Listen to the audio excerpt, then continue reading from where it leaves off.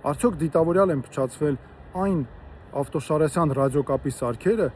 որը վթարի էր ենթարկել Սոնա Մնացականյանին ու որի հետևանքով Սոնան եւ նրա չծնված երեխան մահացան։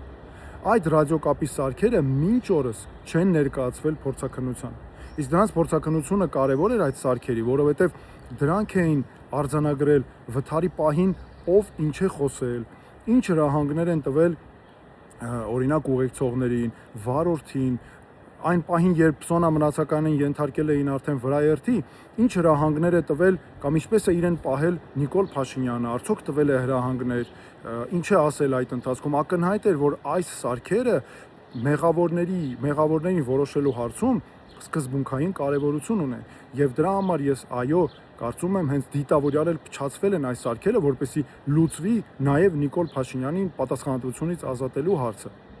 4 տարի է անցել նրանից, որ մահացել է Սոնան ու նրա երեխան։ Այստեղ ապացույցներն այն աստիճան ակնհայտ են եւ ես որպես մասնագետ եմ դա ասում։ Կար հստակ տեսագրված դեպքի բոլոր հանգամանքները։ Փորձաքննությունը ցույց է տվել, որ մահը վրա է հասել արագությունը գերազանցելու պատճառով։ Ու այդ պայմաններում մինչ օրս 4 տարի չի լուծվել մեղավորների պատասխանատվության հարցը։ Վնասի հատուցման հարց անգամ այստեղ լուծված չէ, այսինքն այն աստիճան է այստեղ արդարությունը ոտնակող արված, որ գոնե